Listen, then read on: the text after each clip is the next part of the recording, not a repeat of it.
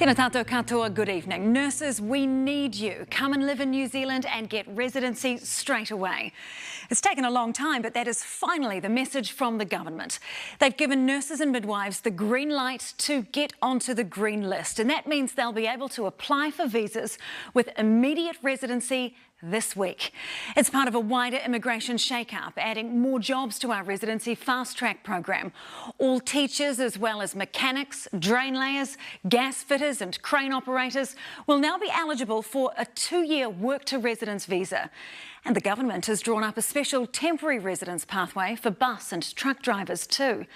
Political editor Jenna Lynch has the details. Please be patient, the hospital is full, crippled by the critical shortage of critical workers. Our healthcare system has been hobbling along. It's incredibly distressing. Nurses have been telling us all year they're at breaking point, overworked due to an overwhelming lack of them. We're tired of continually having to justify why it's important for us and why we need to have this workforce. And finally, the government buckling to pressure, putting nurses on the fastest track to residency, issuing a proper plea to the international nursing community: come and save us. Our message to nurses everywhere: we are the best place to live, work and play. It's been so long coming. When the government announced its big immigration reset in May, it inexplicably left nurses on the 2-year work-to-residence program because then Minister Chris Farfoy thought they might bail to Aussie, despite being told otherwise. Looking at the settings as they were, you got it wrong, didn't you?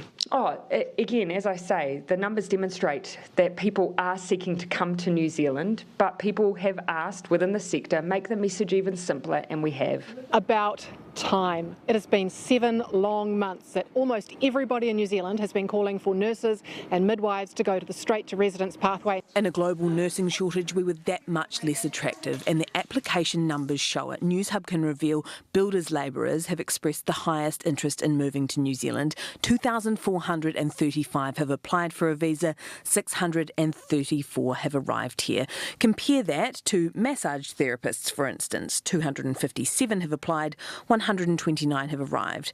And nurses, well, only 190 have applied for visas, and just 57 have arrived in New Zealand. Less than half the number of massage therapists. There are more massage therapists that have applied to come here than nurses. Well, that's right, and that's because over the course of the year we've had multiple visa pathways for nurses. The government unwilling to admit it took too long to realise its settings were wrong. Ultimately, we've heard the ask. The ask was, make the message simpler. We've done that. This is the sign of an arrogant government that didn't want to admit they'd made a mistake. Our position consistently has been that we will listen to what we're hearing from this sector and others and work pragmatically with them. Just took an eternity for pragmatism to prevail. Kia ora, Jenna. So why did it take the government so long? Yeah, firstly, the government has just been in touch with updated figures of the number of nurses that have arrived through that accredited employer work visa scheme since May. It is now 89 nurses. They are making the point that there is another visa available to nurses, and just under 3,000 have arrived through that. But for a policy that was so blatantly wrong in the first place, it is baffling that the government took this long. There was supposed to be a 2-year review. They narrowed that down to a 1-year review. They were supposed to review this in May, but they've obviously dragged that forward because they knew that that they were being hit politically. Political editor Jenna Lynch, tēnā koe.